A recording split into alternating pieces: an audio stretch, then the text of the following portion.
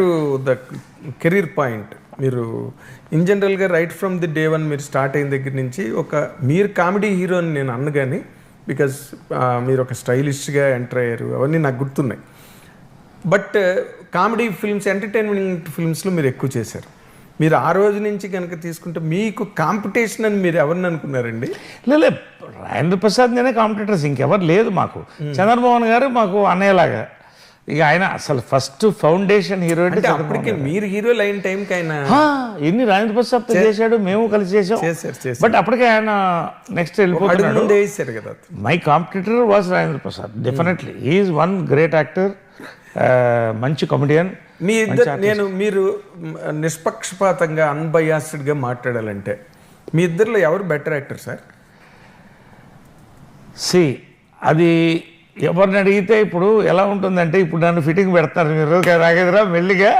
ఇప్పుడు నేనేమంటానంటే ఎవరు బెటర్ యాక్టర్ అని చెప్పలేమండి, బికాస్ రాజేంద్ర ప్రసాద్ ఇచ్చిన హిట్లు అతనిదే, అతని యాక్షన్ నేను చేయలేను.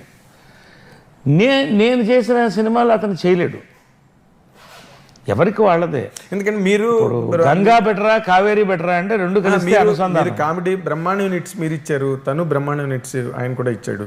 తర్వాత మీరు లేడీ వేషం వేశారు, ఆయన కూడా వేశాడు. మళ్ళీ సెకండ్ ఇన్నింగ్స్లో మళ్ళీ ఆయన ఫుల్ బిజీ అయిపోయారు, మీరు కూడా బాగా బిజీ అయిపోయారు.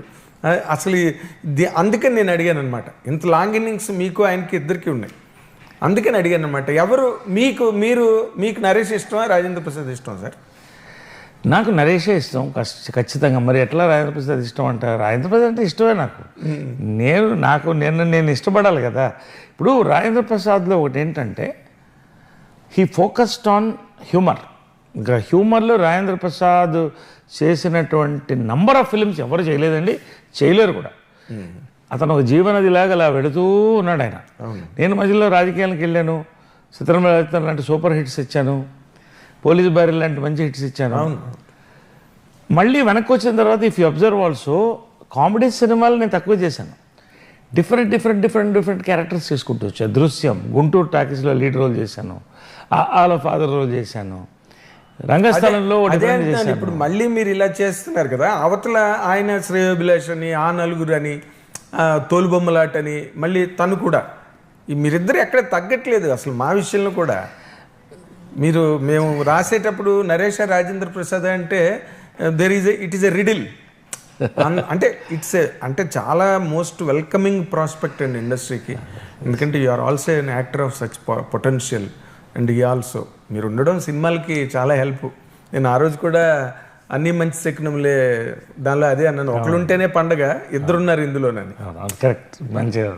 ఇట్ వాస్ సో అలాంటి సినిమాల కోసం ఎదురు చూస్తాం, ఏదైనా కలిసి చేయడానికి మంచి రోజు రావాలి. ఒకటేంటంటే